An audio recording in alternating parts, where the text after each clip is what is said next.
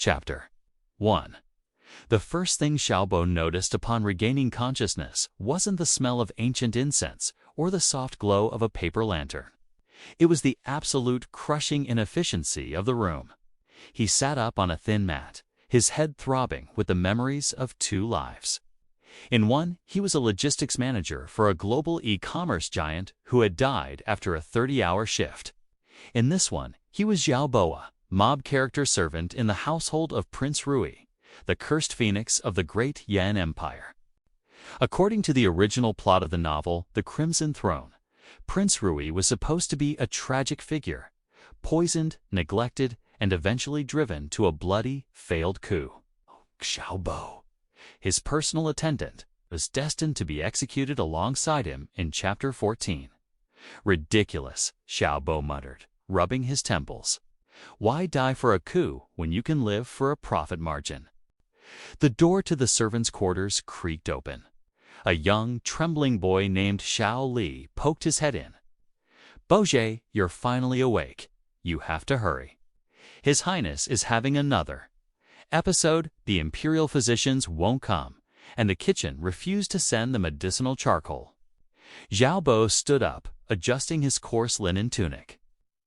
In the original story, this was where the protagonist's servant would cry, run to the palace gates, and kneel in the snow until his knees bled to beg for medicine.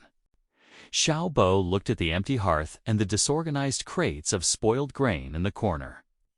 He's coughing because the humidity in this wing is at 80% and the ventilation is blocked by decorative screens that serve no structural purpose, Xiao Bao said flatly. What?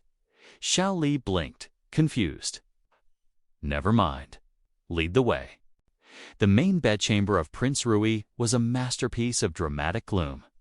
Dust motes danced in the dim light, and the air was thick with the scent of bitter herbs and impending doom. On the grand bed sat a man who looked like he had been sculpted out of moonlight and spite. Prince Rui was breathtakingly beautiful, with sharp features and long, silken black hair that spilled over his shoulders like a shroud. The prince let out a hollow, jagged cough, pressing a silk handkerchief to his lips. He looked up, his dark eyes flashing with a cold, lethal spark. "You," he rasped, pointing a trembling finger at Xiao Bao. "Have you come to watch me wither away like the rest of them?" Xiao Bao didn't kneel. He didn't cry. Instead, he walked past the prince toward a massive mahogany wardrobe that was blocking a drafty window. "Your Highness," Xiao Bao said, bracing his shoulder against the furniture. "You're not dying of a curse. You're dying of poor inventory management. This room is a logistical nightmare." With a grunt of effort, Xiao Bao shoved the wardrobe. The wood screeched against the floor, revealing a hidden window caked in grime. He threw it open, letting a burst of fresh, crisp autumn air flood the stagnant room. Prince Rui froze, his dramatic monologue dying in his throat. He stared at his servant, stunned. "What? What are you doing? I am the cursed prince. I am the shadow that the heavens forgot." "You're a man in a room with bad air circulation," Xiao Bao countered. Pulling out a small notebook and a charcoal stick he'd scavenged from the floor, he began sketching a floor plan. "And while we're at it, your medicine isn't being blocked by fate. It's being held up because the supply route from the southern provinces is being diverted by the third prince to transport lychees for his concubines. It's a simple bottleneck issue." The prince climbed out of bed, his silk robes fluttering. He stalked over to Xiao Bao, his height imposing, his presence radiating a cold heat. He grabbed Xiao Bao's chin, forcing him to look up. "You speak of fruit and roots while I prepare for my end. Are you mad, or simply tired of living?" Xiao Bao looked into the prince's eyes that were supposed to haunt his dreams. Zhan felt nothing but the urge to reorganize the prince's bookshelf by genre and color. "I'm neither, Your Highness," Xiao Bao said, his voice steady.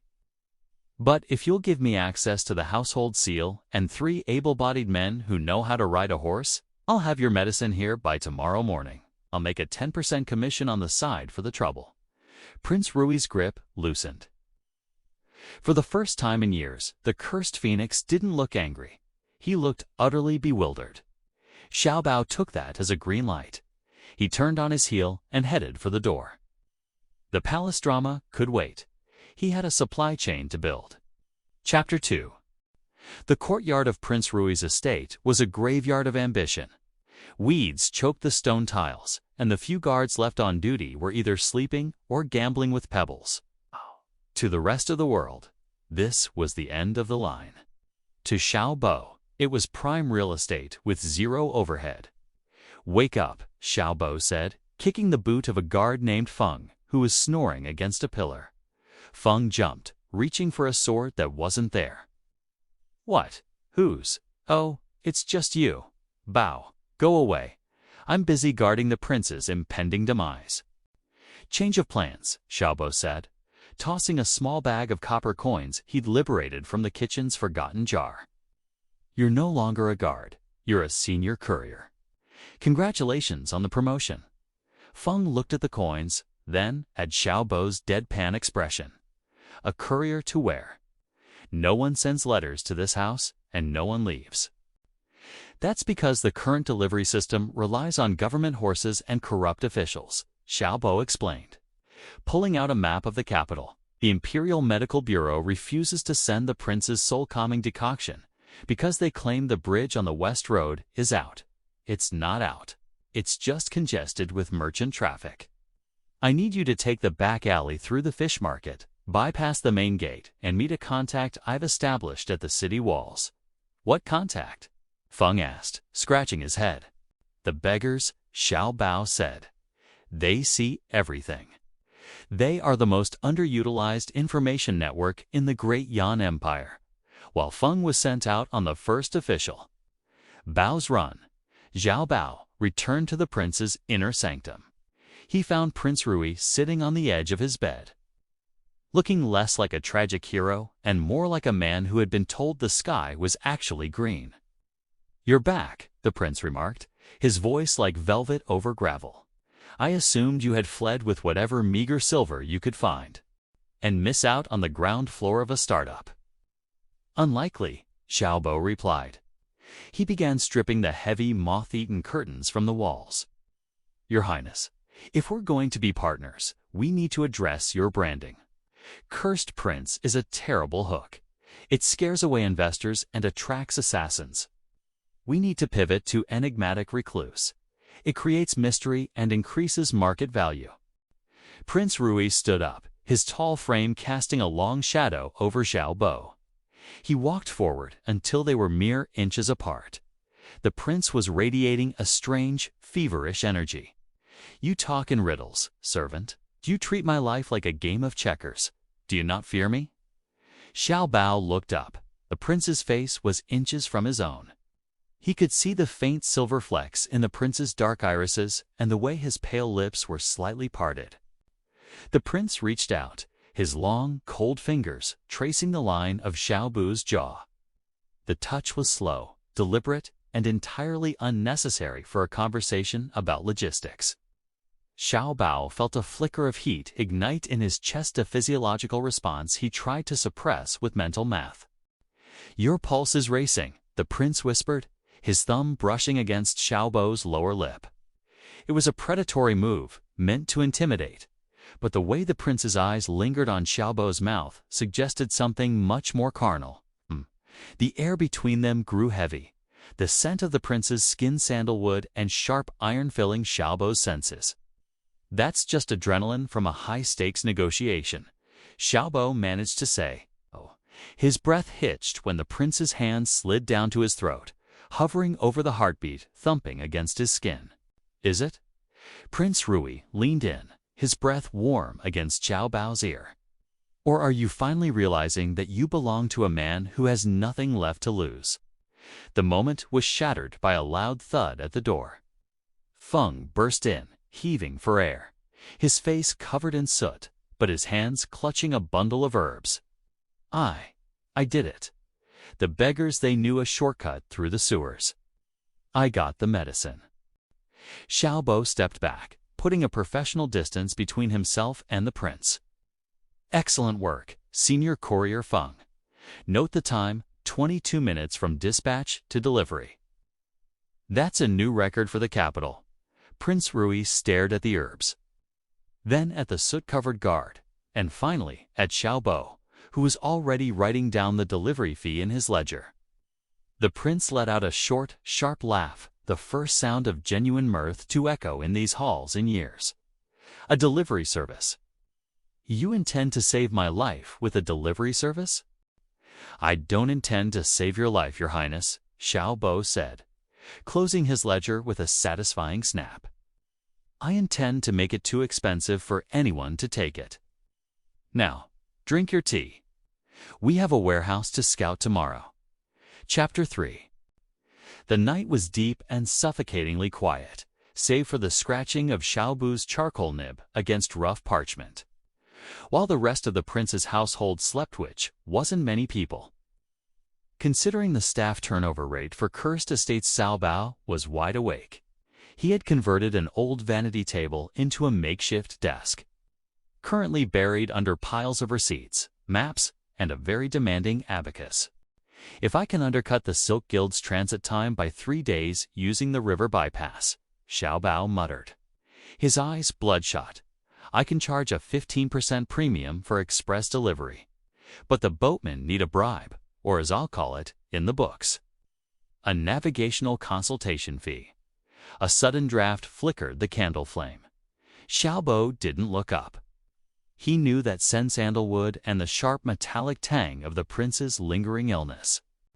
It is 3 hours past midnight. Prince Rui's voice drifted from the shadows, low and resonant. Even my assassins have the decency to rest at this hour. Assassins don't have quarterly goals. Your Highness, Xiao Bao replied, finally looking up.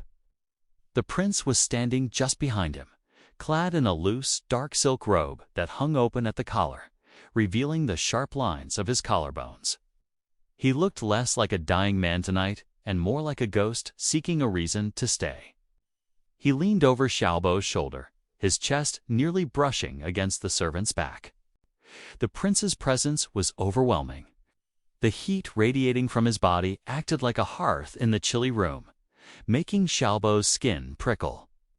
Prince Rui reached out, a long, elegant hand pressing down on the center of Xiao Bao's ledger, pinning the paper to the desk. His fingers were mere millimeters from Xiao Bao's own. What is this? The prince asked, his voice vibrating against Xiao Bao's ear. Graphs, tables. You spend your nights drawing boxes while the world plots our execution. I'm drawing a map to your survival, Xiao Bao said, though his voice was a pitch higher than usual. The prince's hair, cool and silken, fell forward, grazing Xiao Bao's cheek. The prince leaned in closer, his other hand coming to rest on the back of Xiao Bao's chair, effectively trapping him. The scent of the prince was intoxicating damp earth and expensive incense. Xiao Bao could feel the prince's steady, rhythmic breathing against his neck, a stark contrast to his own fluttering pulse. You are a strange creature, Xiao Bao, the prince whispered.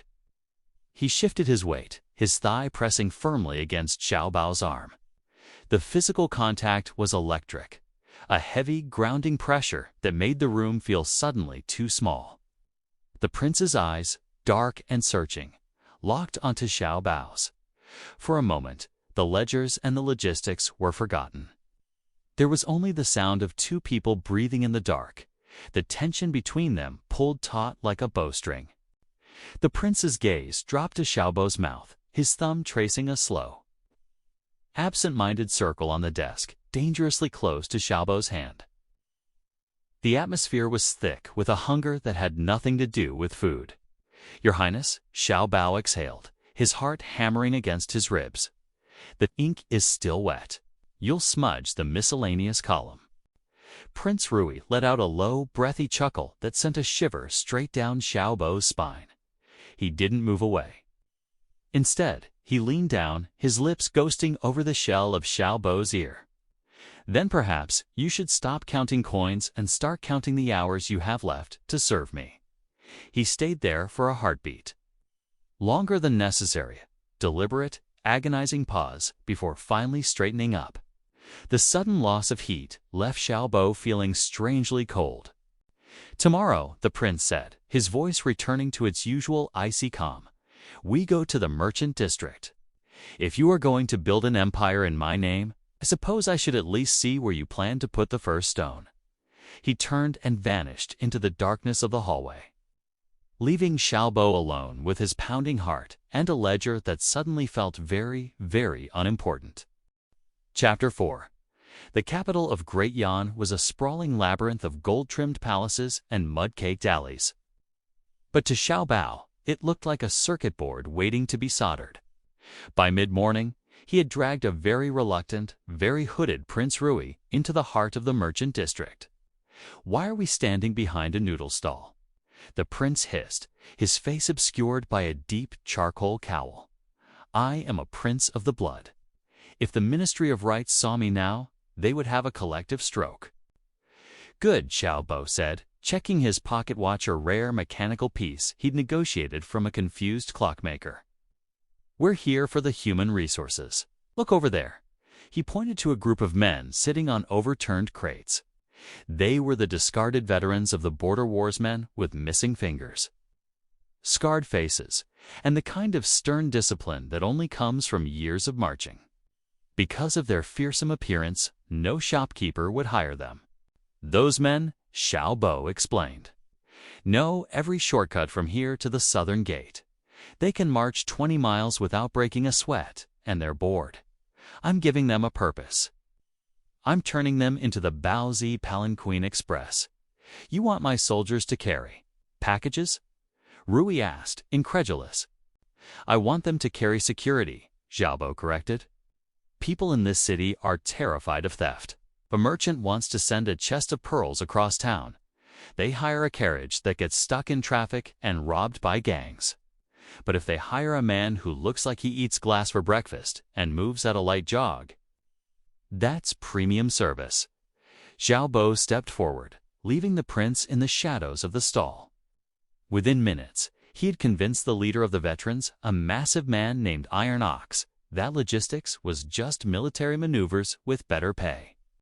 Later that afternoon, the first official warehouse of Bouze Logistics was established in a drafty, abandoned granary on the edge of the prince's estate. Xiao Bao was busy teaching Iron Ox how to use a stamp and ink pad when Prince Rui entered. The prince didn't say a word. He simply watched Xiao Bao work. The servant was a whirlwind of energy, his sleeves rolled up to his elbows, his brow slightly damp with sweat. He looked nothing like the subservient, quiet boy of the original novel. He looked like a king in his own right, ruling over a kingdom of crates and twine. "You've been at this for 6 hours, Rui said, his voice cutting through the noise of the warehouse. "The sun is setting. Even the beasts of burden have stopped to eat. Just one more inventory check." "Your Highness," Xiao Bao replied, not looking up from his stack of bamboo slips. The prince walked over and, without warning, snatched the slips out of Xiao Bao's hand. "Hey, I was in the middle of a row," Xiao Bao protested, reaching for them. The prince held the slips high above his head, using his superior height to keep them out of reach. As Xiao Bao lunged forward, his foot caught on the edge of a wooden pallet. He stumbled, slamming directly into the prince's chest. Prince Rui caught him by the waist, his grip firm and steady. The impact forced the air out of Xiao Bao's lungs. He found himself pressed flush against the prince's body, his hands instinctively grasping the prince's shoulders for balance. Through the thin layers of their tunics, Xiao Bao could feel the hard, lean muscle of the prince's torso. The warehouse was quiet, the scent of aged cedar and the prince's sharp, clean musk filling the space between them. Rui didn't let go. Instead, his arm tightened around Xiao Bao's waist, pulling him even closer until there wasn't a breath of air between them. "You are obsessed," the prince whispered, his gaze dropping to Xiao Bao's flushed face. His eyes were dark, burning with a strange, frustrated heat. "You care more for these wooden boxes than you do for the man who owns your life." Xiao Bao's heart was drumming a frantic rhythm against his ribs, not out of fear. but from the sheer, overwhelming physical presence of the man holding him. The prince's thumb hooked into the waistband of Xiao Bao's trousers, the heat of his skin searing through the fabric. "Business is a form of care, Your Highness," Xiao Bao managed to wheeze out, though his legs felt like they were turning to water. The prince's face descended, his nose brushing against Xiao Bao's. For a long, agonizing second, Xiao Bao thought he might actually be kissed in the middle of a warehouse. The tension was a living thing, heavy and sweet, making his head spin. Then, the prince suddenly released him, tossing the bamboo slips onto a nearby crate. "Eat," Rui commanded, his voice tight as he turned to leave. "If you starve to death, my security won't know who to take orders from." Xiao Bao leaned against a crate, gasping for air. He looked at the slips, then at the retreating back of the prince. He had a feeling that managing the prince was going to be much harder than managing the logistics of an entire empire. Chapter 5. The Bao's Palanquin Express was officially a success.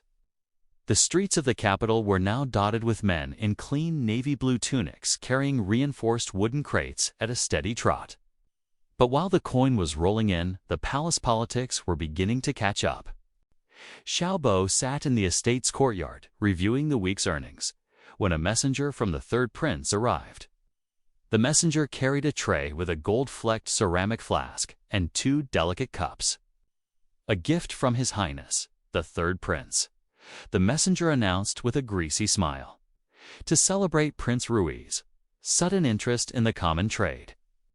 A fine vintage from the western borders." Xiao Bao looked at the flask.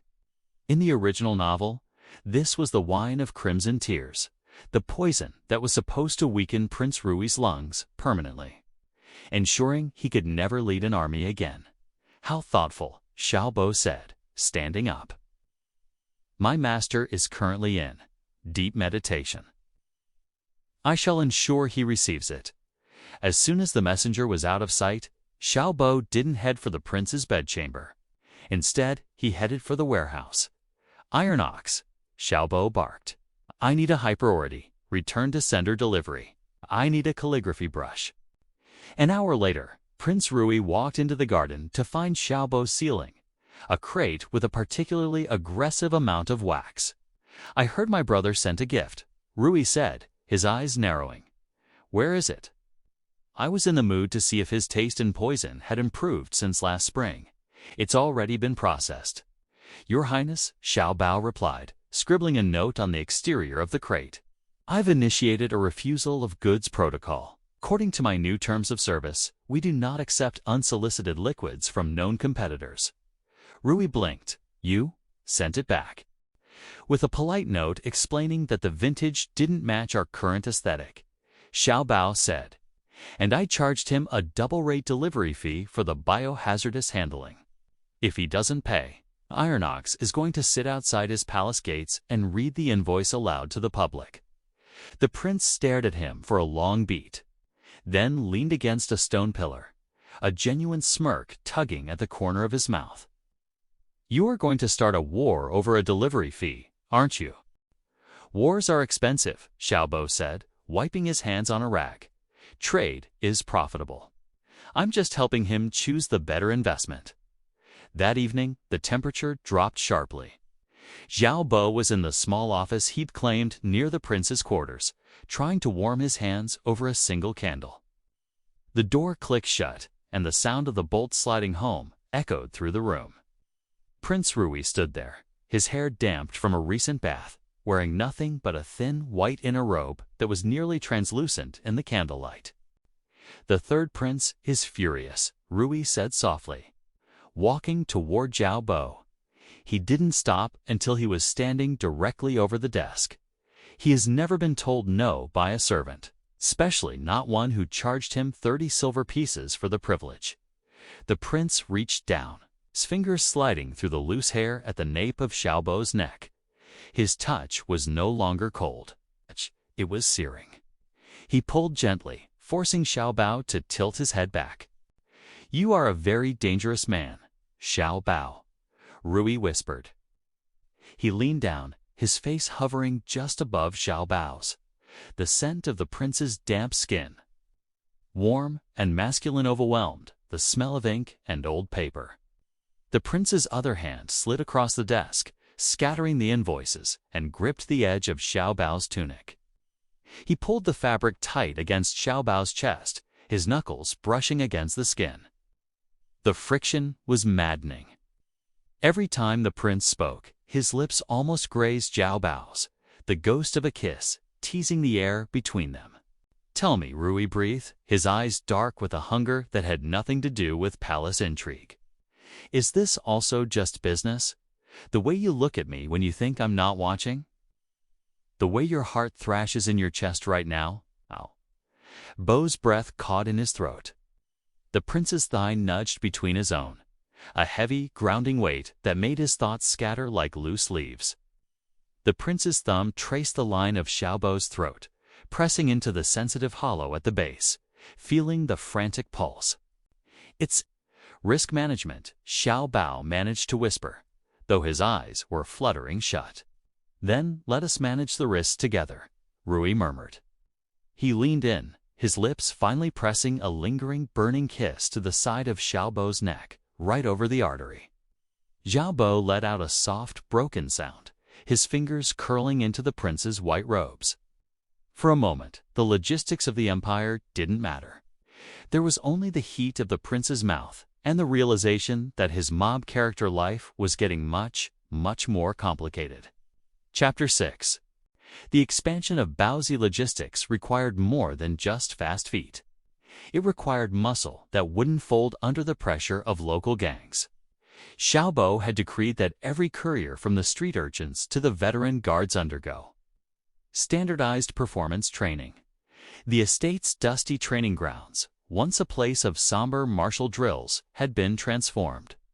Xiao Bao stood on a wooden platform, a whistle around his neck and a clipboard in hand, watching a dozen men navigate an obstacle course made of stacked crates and swinging sandbags. "Time is copper, men. If you can't dodge a swinging bag while carrying a 30-pound box, you aren't Baozi material," Q shouted. Prince Rui stood by the weapon racks, watching the chaos with an unreadable expression. He had shed his heavy outer robes, wearing only a sleeveless training tunic that showed off the lean, corded muscle of his arms. "You've turned my elite guards into circus performers," Rui noted, though there was a hint of amusement in his dark eyes. "I've turned them into an elite logistics unit," Xiao Bao corrected. "Besides, Your Highness, a little sweat is good for the circulation. You're looking less haunted already." The prince's eyes sharpened. "Is that so? Perhaps I should test the quality of your training personally." The couriers cleared the center of the yard as the prince stepped onto the wrestling mat. He looked at Xiao Bao, a challenge dancing in his gaze. "Come, manager. Show me the logic of a mob character in a fight." Xiao Bao hesitated. "I'm a strategist, not a brawler, Your Highness."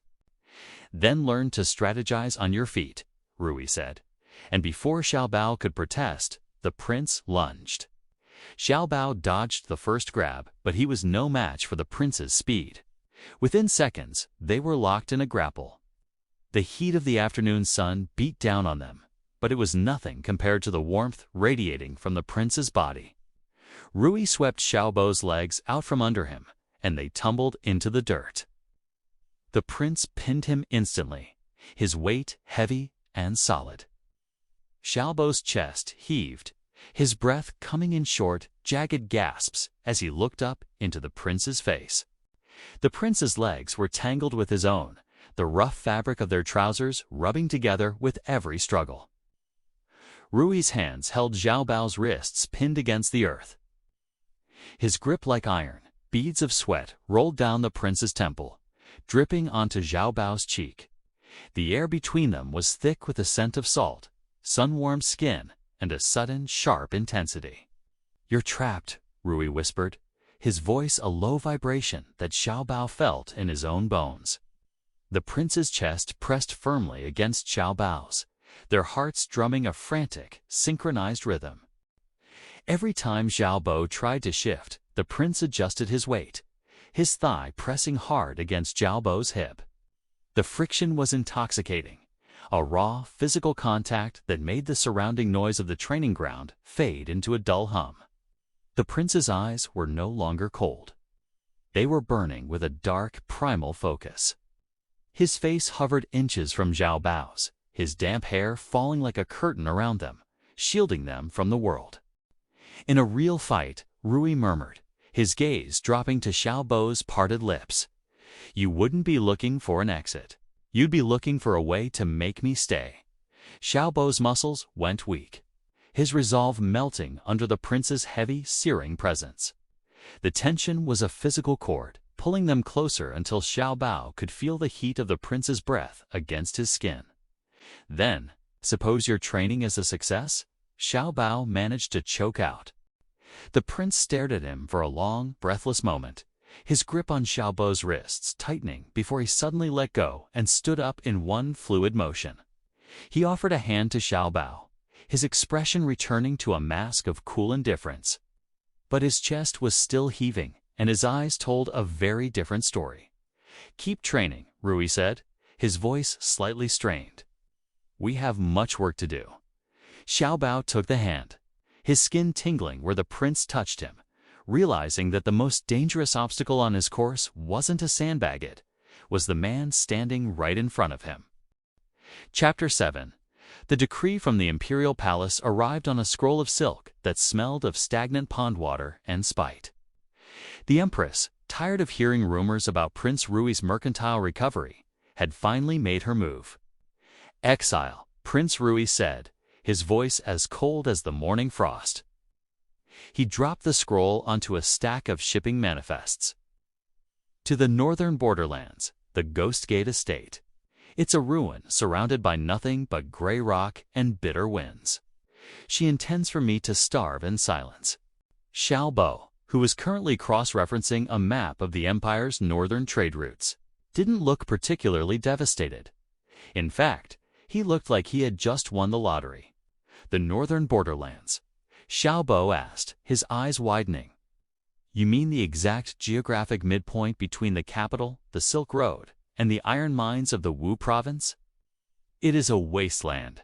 Xiao Bao, Rui snapped, pacing the room like a caged panther. There's no food, no medicine, and no luxury. Only isolation. No, Your Highness, Xiao Bao said, standing up and slamming his palm onto the map. It's not isolation. It's a regional distribution hub. The Ghost Gate Estate sits right on the convergence of 3 major mountain passes. Currently, merchants have to take a 12-day detour to avoid the cursed terrain. If we turn your exile into a secure, high-speed transit corridor, we won't just survive. We'll control the flow of every ounce of iron and silk entering the capital. The prince stopped pacing. He looked at the map, then at his servant's manic grin. You want to turn my place of execution into a warehouse? I want to turn it into the most profitable toll booth in history. Xiao Bao corrected. The move to the north was a logistical masterpiece. While the Empress expected a mournful procession of broken servants, Xiao Bao organized a fleet of 50 reinforced wagons. They didn't just carry clothes, they carried grain, tools, and enough Baozi signage to pave a road. Upon arrival at the Ghost Gate, a sprawling, crumbling fortress tucked against a jagged mountain, the air was thin and freezing. The local villagers were hollow-eyed and terrified. They think we're here to die, Rui muttered, looking up at the blackened stone walls of the estate. They'll think differently when we start hiring them as freight handlers at triple the local wage, Xiao Bao said, already directing Iron Ox to set up the first sorting station in the main courtyard. That night, the cold was a physical weight. The wind howled through the stone corridors like a dying beast. Xiao Bao was in the master chamber, trying to light a stubborn fireplace, when the prince entered. Rui didn't say a word. He walked over, took the flint from Xiao Bao's shivering hands, and struck it once. The fire roared to life. In the flickering orange light, the prince looked more ethereal than ever, his skin pale against the dark fur of his cloak. You're trembling, Rui murmured. He reached out, his large, warm hand covering Xiao Bao's freezing fingers. The contrast in temperature was a shock to the system. The prince stepped closer, his body blocking the draft from the window. He dropped his heavy fur cloak and draped it over Xiao Bao's shoulders, his arms lingering in a way that pulled them chest to chest. The weight of the fur and the heat of the prince created a private, stifling cocoon. "The Empress thought she was sending me to a place without life," Rui whispered, his gaze dropping to Xiao Bao's lips, which were parted in surprise. He moved his hand from Xiao Bao's fingers to his waist, pulling him flush against his body. Under the layers of silk and fur, the heat was intense. Xiao Bao could feel the prince's solid frame, the steady thrum of a heart that beat for more than just survival. Rui leaned down, his nose grazing Xiao Bao's cold cheek, his breath hot against his skin. The scent of the prince pine needles and ancient stone filled Xiao Bao's senses. The prince's hand slid upward, his fingers tangling in the hair at the base of Xiao Bao's neck, holding him still. The air in the room seemed to vanish, replaced by a heavy, magnetic pull. Rui's thumb traced the curve of Xiao Bao's jaw, his touch lingering, possessive. "You've given me a kingdom of stone and trade, Xiao Bao," the prince breathed, his lips ghosting over Xiao Bao's ear. "But who is going to keep the king warm in this wasteland?" Xiao Bao's heart hammered against the prince's chest. The logic of a mob character was failing him.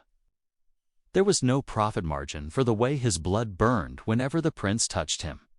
He reached up, his fingers clutching the prince's tunic, anchoring himself in the storm of sensation. "I suppose," Xiao Bao managed to whisper, "that falls under executive services." The prince let out a low, satisfied sound and tightened his hold, the firelight casting their long, joined shadows against the cold stone walls of their new empire. Chapter 8. The Ghost Gate was no longer a tomb. Under Xiao Bao's relentless direction, the crumbling fortress had become a hive of activity. The sound of hammers hitting stone and the rhythmic calls of couriers echoed through the mountain passes. The northern bypass was officially open, and the gold was flowing in faster than the mountain snow could melt. But as the ledger grew, so did the prince's suspicions. Xiao Bao was in the courtyard, overseeing the arrival of a massive shipment of Baozi cold-weather uniforms, when a hand like a velvet-trapped iron shackle gripped his elbow. "My office." Now Prince Rui commanded. His voice wasn't cold, but it carried a weight that made the nearby workers suddenly find very important things to do elsewhere. Inside the solar, the prince didn't sit. He paced, a letter in his hand that bore the seal of the Black Armor Garrison, the most elite and most expensive mercenary force in the north. "I received a report," Rui began, his eyes burning with a dark intensity. "The garrison has been fully funded for the next 3 years. Their equipment has been upgraded, their rations doubled, and their loyalty bought. The benefactor is listed only as the Great Northern Clerk." Xiao Bao straightened his tunic, his expression a mask of professional calm. "A very efficient name, Your Highness." "Don't play with me, Xiao Bao."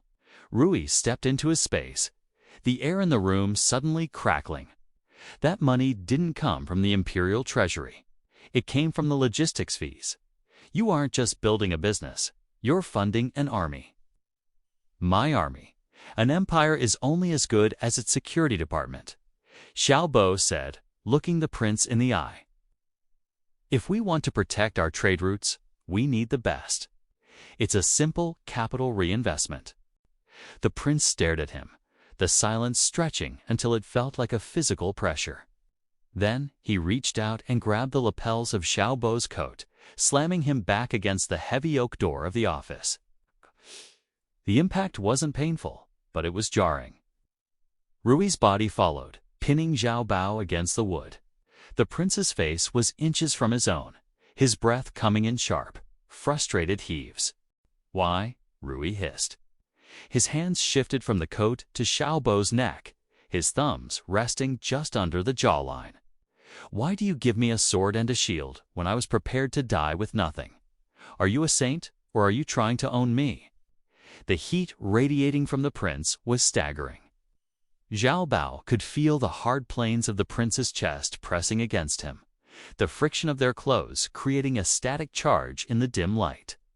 The prince's grip was firm, his fingers splayed across the sensitive skin of Xiao Bao's throat.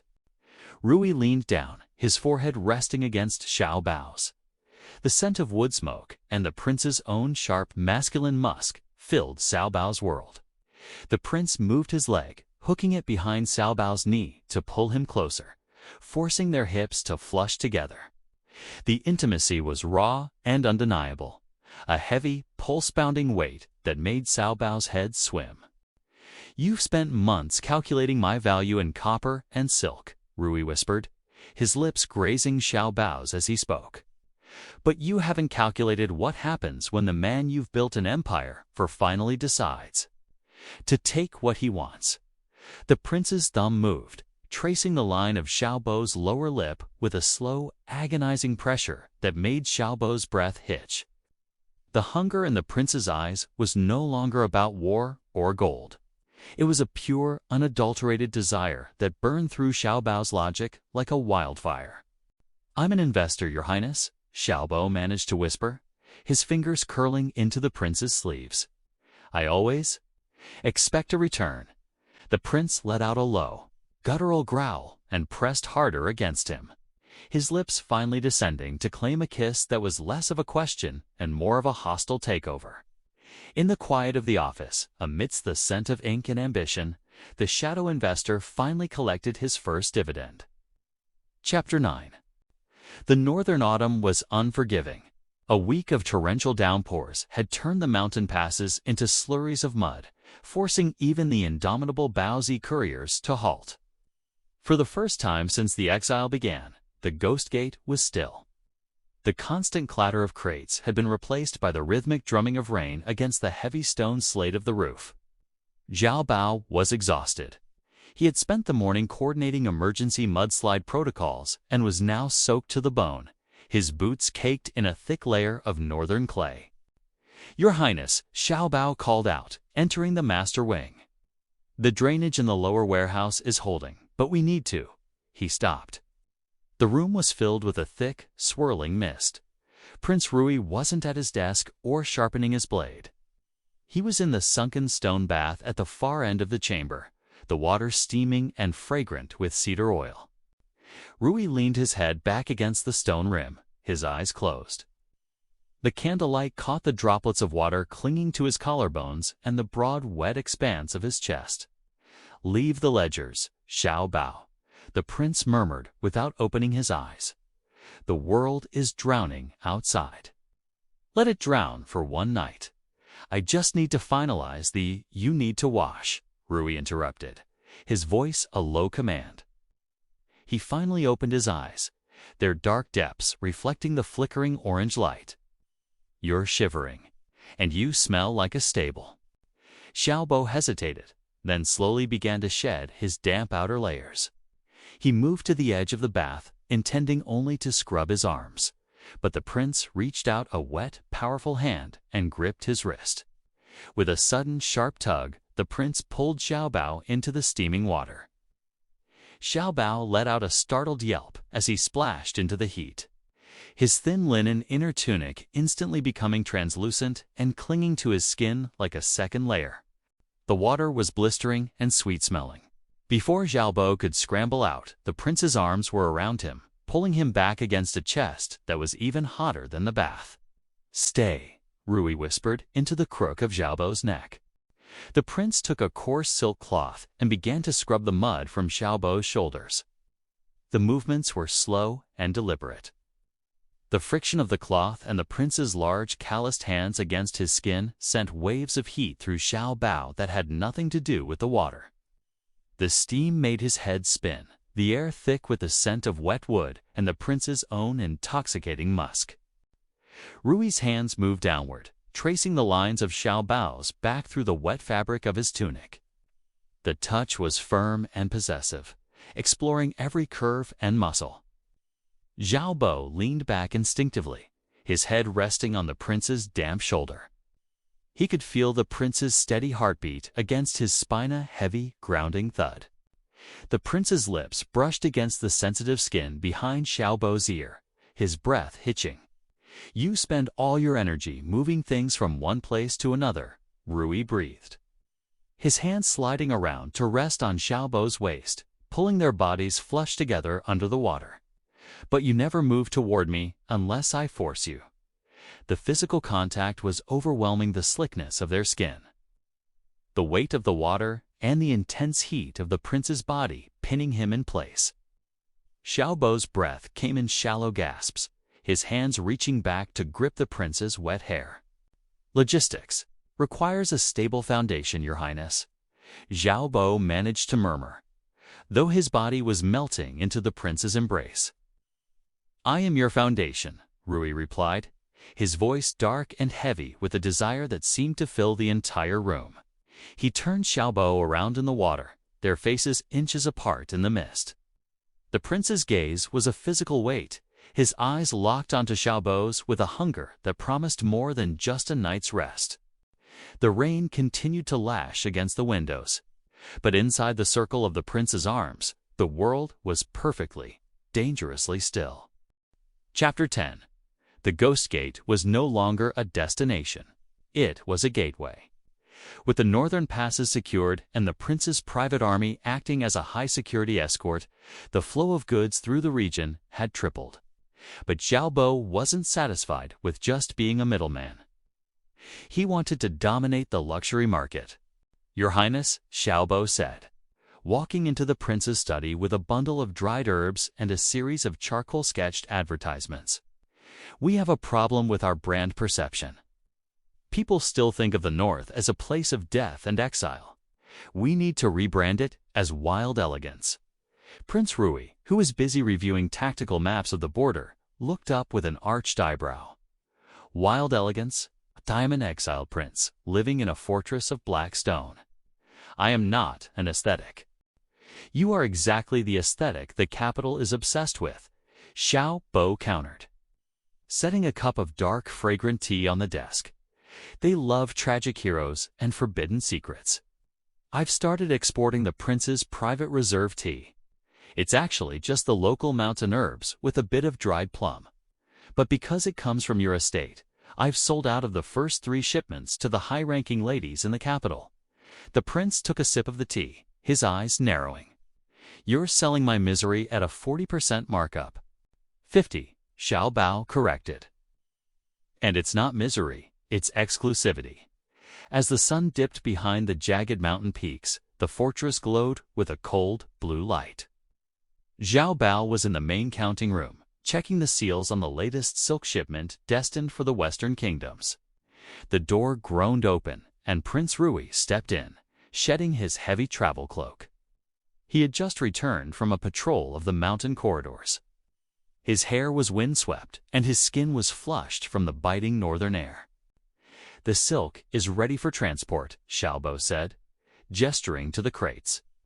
"If we move now, we'll beat the winter storms." Rui didn't look at the silk. He walked straight toward Xiao Bao, his boots heavy on the stone floor. He stopped close, so close that the cold air clinging to his clothes made Xiao Bao shiver. The prince reached out, his hand sliding under Xiao Bao's chin, his thumb forcing Xiao Bao to look up. "You've become the most successful merchant in the empire, haven't you?" Rui murmured, his voice low and vibrating with a strange, possessive intensity. "You move thousands of crates across borders, but you still haven't moved an inch away from me." The prince's hand moved from Xiao Bao's chin to the nape of his neck, his fingers tangling in the hair there. He pulled Xiao Bao forward, pinning him against the edge of a heavy packing table. The wood pressed into Xiao Bao's lower back, while the prince's solid, warm body pressed into his front. The contrast between the prince's cold outer garments and the heat of his skin was intoxicating. Rui leaned down, his lips ghosting over Xiao Bao's forehead before trailing down to the corner of his mouth. The scent of frost and sandalwood filled Xiao Bao's senses. The prince's thigh pushed between Xiao Bao's own, a firm, grounding weight that made Xiao Bao's knees feel weak. This wild elegance branding. Rui whispered, his breath hot against Xiao Bao's lips. Does it include the way I feel like a starving man whenever I enter a room and see you? Does it include the way I want to lock these doors and forget that the Silk Road even exists? Xiao Bao's heart was pounding so hard he feared the prince could feel it through their tunics. He reached up, his hands gripping the prince's broad shoulders, his fingers digging into the heavy fabric of the prince's training vest. That Xiao Bao managed to whisper, his voice trembling, is an internal corporate secret. The prince let out a low, dark chuckle and pressed his mouth to Xiao Bao's in a searing kiss that tasted of iron and longing. The trade routes could wait. For the first time, Xiao Bao realized that some things were simply too valuable to be exported. Chapter 11. The Ghost Gate was becoming too successful for its own good. In the capital, the third prince was no longer just annoyed. He was terrified. If a man could build an empire from a pile of rocks and exiled servants, what could he do with the throne? The result was inevitable: a contract. A high-ranking group of shadow mercenaries, known for their one-strike, one-soul policy, were dispatched to eliminate the man behind the logistics Xiao Bao. Xiao Bao was working late in the secondary warehouse, cross-referencing cold delivery dates when the candles flickered and died. The air grew impossibly cold. 3 shadows detached themselves from the rafters, their blades gleaming with a dull, poisonous sheen. Xiao Bao, the lead assassin, hissed, his voice like dry leaves. Your accounts are closed. Xiao Bao didn't scream. He didn't even drop his abacus. He simply sighed and adjusted his spectacles. You're late. My scouts reported your entry into the mountain pass 4 hours ago. You lost time because you took the East Trail, which is currently under construction for our new gravel path initiative. Highly inefficient. The assassins paused, their blades hovering.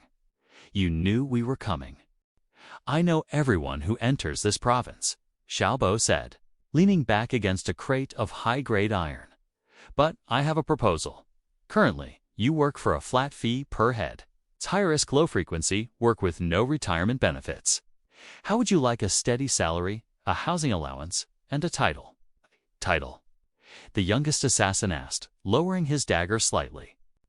Senior Overnight Express Agents, Xiao Bao said firmly. You have the speed, the stealth, and the navigation skills to deliver high priority. Secret documents across the empire in half the time of my current couriers. I don't want you to kill people. I want you to kill delivery times. An hour later, Prince Rui burst into the warehouse, sword drawn and eyes wild with a protective fury. He expected to find a struggle. Instead, he found Xiao Bao sitting in a circle with 3 masked men, discussing insurance policies for hazardous terrain. Rui barked, his heart still thundering against his ribs. Explain why the most dangerous killers in the north are currently signing employment contracts on my shipping crates. They've joined the team. Your Highness, Xiao Bao said, looking up with a bright smile. Think of the savings on security. Why fight the shadows when you can put them on the payroll? The assassins bowed to the prince not as their target, but as their new CEO, and vanished into the night to begin their first shift. The warehouse was suddenly quiet, the only sound the distant howling of the wind. Prince Rui sheathed his sword, but his tension didn't fade. He walked toward Xiao Bao, his boots echoing on the stone floor. You are a madman, Rui said, his voice dropping to a low, dangerous register. He grabbed Xiao Bao by the front of his tunic and hauled him upward, forcing him to stand on his toes. I nearly lost my mind, thinking they had touched you, and you. You treat your life like a negotiation. The prince slammed Xiao Bao back against the iron crates. The cold metal at his back contrasted sharply with the searing heat of the prince's body. Rui's face was inches away, his eyes dark with a mixture of lingering fear and white-hot anger. I don't need agents or unions, Rui growled, his hands sliding up to cup Xiao Bao's face, his thumbs pressing hard against his cheekbones. I need you to understand that if you die, this entire empire burns with you, because I will burn it." The prince's knee forced its way between Xiao Bao's legs, pinning him firmly against the crates. The physical dominance was absolute. Xiao Bao could feel the frantic, heavy thud of the prince's heart against his own chest. The air was thick with the scent of ozone and the prince's sharp, masculine musk. Rui leaned down, his lips brushing harshly against Xiao Bao's. It wasn't a soft kiss. It was a desperate, possessive claim. His hand slid down to Xiao Bao's waist, his fingers digging into the fabric of his tunic, pulling him flush against the hard planes of his body. The friction of their clothes and the intensity of the prince's grip made Xiao Bao's breath hitch in a broken sob of relief and desire. "My life is well managed, Your Highness," Xiao Bao whispered against the prince's mouth, his hands tangling in the dark silk of the prince's hair. "It is managed by me," Rui corrected, his voice a low, possessive rumble before he claimed Xiao Bao's lips again, more deeply this time, sealing their contract in the shadows of the warehouse. Chapter 12. The Ghost Gate was no longer a fortress. It was a cathedral of industry. But tonight, the rhythmic thumping of the sorting machines had slowed, and the cold northern moon hung like a silver coin over the mountain peaks. Xiao Bao was in the counting house, the nerve center of his empire. He was surrounded by towers of silk bolts, crimson, azure, and gold that were being staged for a massive dawn departure. The scent of raw silk and cedarwood filled the air, heavy and sweet. Chapter 12 of the Expansion Plan. Xiao Bao whispered to himself, his fingers flying across the abacus. "If the Silk Road remains open through the frost, our liquidity will?" The heavy oak door creaked shut.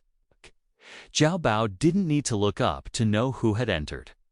The air always seemed to thicken, to grow more electric, when Prince Rui was near. "You are still here," Rui said, his voice a low, melodic rumble that vibrated through the floorboards. "The ledgers are never finished, are they?" "Prophet never sleeps, Your Highness," Xiao Bao replied, though his hands trembled slightly as he set down his charcoal pen. Rui walked into the light of the single lantern. He had discarded his armor, wearing only a loose black tunic and trousers. He looked devastatingly human, his dark hair falling over his shoulders in a messy, silken cascade. He stopped in front of the counting table, his eyes fixed on Xiao Bao. "I did not come here to discuss profits," Rui murmured. He reached across the table, his hand catching Xiao Bao's wrist. His skin was burning hot, a stark contrast to the cool mountain air. With a sudden, firm pull, he hauled Xiao Bao around the side of the table. Xiao Bao stumbled, his back hitting the soft, stacked bolts of premium silk. The fabric gave way behind him, creating a shimmering, colorful nest. Before he could regain his footing, Rui was over him, pinning him into the silk.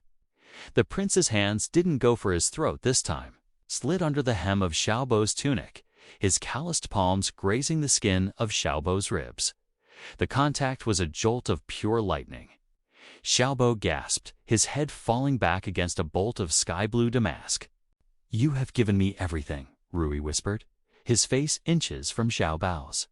"An army, a fortune, a future. But you have kept yourself behind a wall of numbers." The prince's weight was a heavy, grounding force.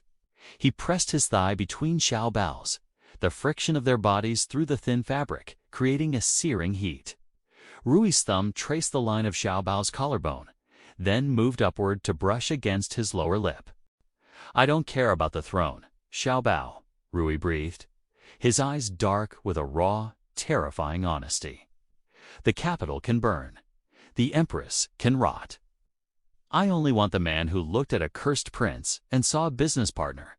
He leaned down, his lips ghosting over Xiao Bao's, before he deepened the kiss. It was hungry and desperate, a release of months of built-up tension.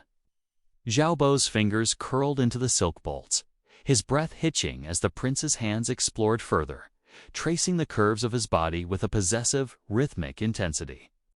The room was silent, save for the rustle of silk and the frantic joined breathing of two men who had finally stopped negotiating. In the heart of the warehouse, surrounded by the wealth of an empire, Xiao Bao realized that some debts could only be paid in skin and soul. Rui pulled back just an inch, his forehead resting against Xiao Bao's. "No more ledgers tonight," he commanded, his voice a ragged velvet. "Yes, Your Highness," Xiao Bao whispered, pulling the prince back down into the silk. Chapter 13. The success of the northern logistics hub had become a thorn in the side of the imperial court that no one could ignore. Reports had reached the capital of a shadow emperor in the north, a man who commanded a fleet of invincible couriers and an os. An Thea that ate better than the palace guard.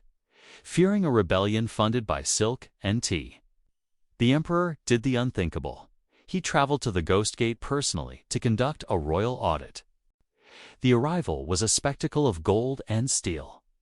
The emperor's palanquin was surrounded by 3,000 soldiers, all of whom looked exhausted from the trek through the mountain passes that Xiao Bao's men navigated daily in half the time.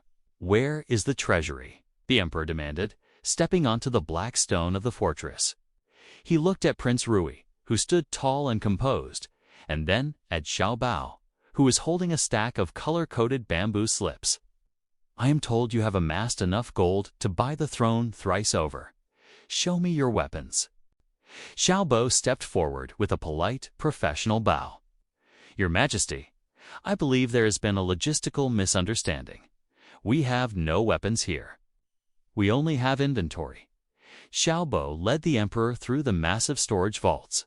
Instead of spears and shields, the emperor found thousands of standardized delivery carts, mountain climbing gear, and crates of preserved rations. "This is your army," the emperor hissed, pointing at a group of couriers, formerly the North's deadliest assassins who were currently sorting letters with terrifying speed. "They are rapid document fulfillment specialists, Your Majesty," Xiao Bao explained smoothly. And as for the treasury, he handed the emperor a beautifully bound ledger. "These are the dividend shares for the Imperial Postal Service. By using our routes, the government has saved 30% on administrative overhead this quarter. You aren't being rebelled against. You're being optimized." The emperor looked at the numbers. His eyes widened. The profit was undeniable. He wasn't looking at a trader. He was looking at the most successful tax revenue stream in the history of the Great Yan. That evening, the emperor's entourage set up camp outside the walls, but the prince's private quarters remained a sanctuary of quiet tension. Prince Rui closed the door to his solar, leaning his back against it as he stared at Xiao Bao. "You gave him the books," Rui said, his voice a low, dangerous vibration. "You turned a death sentence into a business merger. Does your brilliance have no limit?" The prince walked forward, his footsteps heavy and deliberate. He stopped so close that Xiao Bao could feel the heat radiating from his chest. Rui reached out, his hand sliding into the hair at the back of Xiao Bao's head, pulling just enough to make Xiao Bao look up. "The emperor is satisfied," Rui whispered, his gaze dropping to Xiao Bao's mouth. "But I am not." He backed Xiao Bao up until he hit the edge of the large walnut desk. The wood was cold against his back, but the prince's body was a furnace.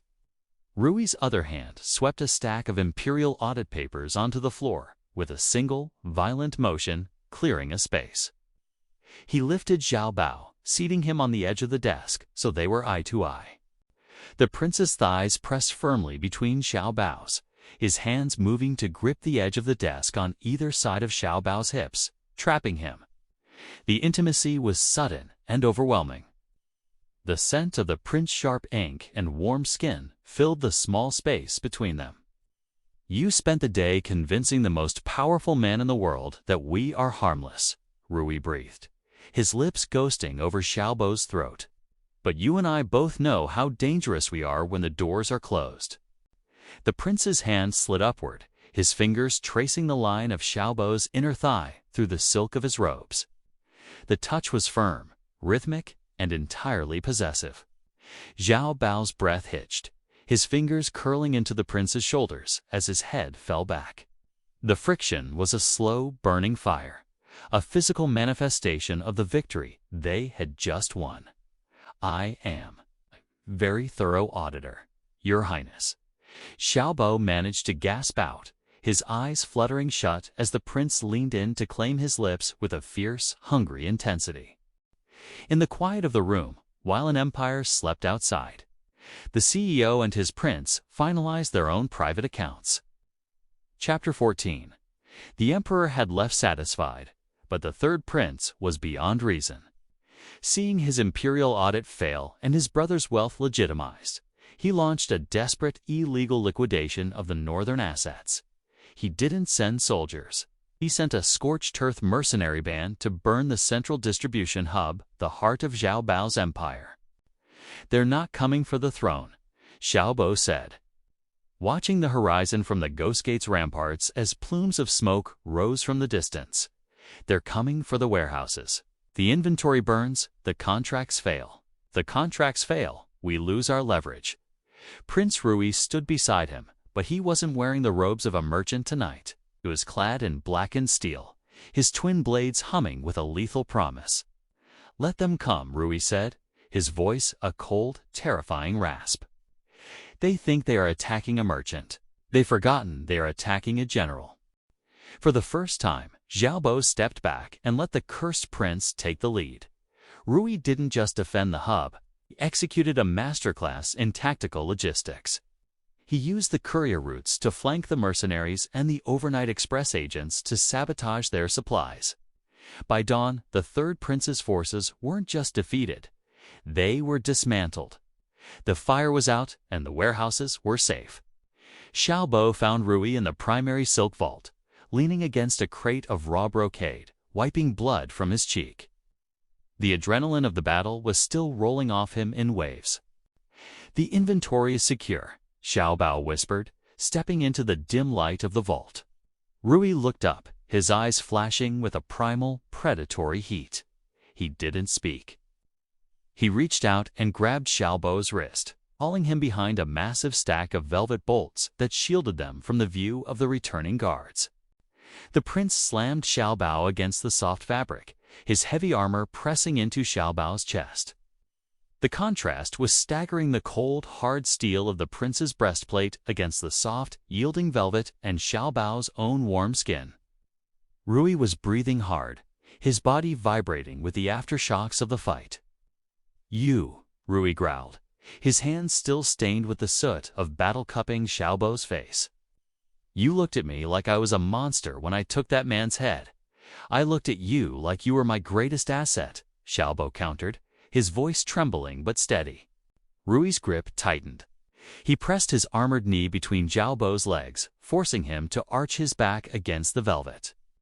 The physical dominance was absolute, a raw display of the power he had just used to save their world. He leaned down, his mouth crashing against Xiao Bao's in a kiss that tasted of iron, salt, and victory. The prince's hands slid down to Xiao Bao's waist, his fingers digging into the silk of his tunic, pulling him flush against the cold metal of his armor. The friction was a chaotic mix of sensations, the bite of the steel and the scorching heat of the man inside it.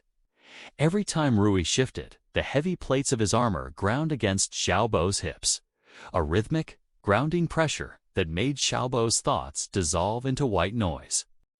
"I didn't do it for the Empire," Rui hissed against Xiao Bao's lips, his breath hot and ragged. "I did it for the man who keeps the books. Tell me you belong to me, not the business. The business is you." Xiao Bao exhaled, his fingers desperate as they searched for the buckles of the prince's armor. "It always has been." The prince let out a low, guttural sound and redoubled his claim. The two of them hidden in the shadows of the vault, celebrating a survival that no ledger could ever properly quantify. Chapter 15. The dust of the hostile takeover had settled, and the Great Yan Empire was forced to face a new reality. The third prince was in exile. The emperor was receiving quarterly logistical consultation checks, and the northern border was officially the wealthiest province in the land. In the quiet luxury of the Ghost Gate's master pavilion, Xiao Bao was doing something he rarely did, sitting still. He held a golden scroll in his hand, official summons from the capital. "They want me to return," Prince Rui said, stepping out onto the balcony. He looked revitalized, his cursed pallor replaced by the healthy glow of a man who spent his days in the sun and his nights in a very warm bed. "The Emperor wants to name me Crown Prince. He says the Empire needs a leader who understands revenue optimization." Xiao Bao looked at the scroll, then at the sprawling hub below them, where hundreds of blue-clad couriers were beginning their morning runs. Being Emperor is a 24-hour day job with 0 overtime pay, no vacation days, and a high probability of assassination via poisoned tea. From a logistical standpoint, it's a career dead end. Rui laughed, a deep, rich sound that echoed against the mountains. He stepped behind Xiao Bao, wrapping his arms around his waist and pulling him back against his chest. "Then what do you propose, my master of coin?" "We stay," Xiao Bao said, leaning his head back against the prince's shoulder. "We let the emperor keep his throne, and we keep the roots. We have the money, the army, and the most efficient mail system in the world. We don't need a crown to rule." That evening, the fortress was bathed in the soft, purple light of a northern sunset. The last of the day's ledgers had been closed, and the Baozi Empire was running like a well-oiled machine. In the privacy of their chambers, the air was thick with a different kind of industry. Prince Rui didn't let Xiao Bao reach for the lamp. Instead, he pulled him toward the massive bed, which was piled high with the finest silks they had ever traded. The room was warm, the hearth fire casting long, dancing shadows across the stone walls. "No more talk of roots," Rui whispered, his voice a low, possessive velvet. He pushed Xiao Bao down into the soft cushions, his body following instantly. The weight of the prince was familiar now, a grounding force that Xiao Bao leaned into with a soft sigh of contentment. Rui's hands were slow and methodical as he undid the silk ties of Xiao Bao's tunic. His skin was hot against Xiao Bao's, his touch tracing the lines of his chest with a reverence that made Xiao Bao's breath hitch. The prince's thigh nudged between Xiao Bao's, the heavy, rhythmic friction of their bodies sending waves of heat through the room. The scent of sandalwood and clean skin filled the air. As Rui leaned down, his hair falling like a silken curtain around their faces, he whispered into Xiao Bao's ear. "You gave me a second life, Xiao Bao. I think it's time I spent the rest of it showing you my appreciation." Xiao Bao's fingers tangled in the prince's hair, his eyes fluttering shut as he felt the prince's lips claim his own. There were no more numbers to crunch, no more risks to manage. In the heart of the Ghost Gate, the mob character and the cursed prince had finally achieved the ultimate profit, a life of their own design. As the moon rose over the mountains, the only sound left was the quiet, steady rhythm of two hearts finally at rest. The business of the empire was finished. The business of love had just begun.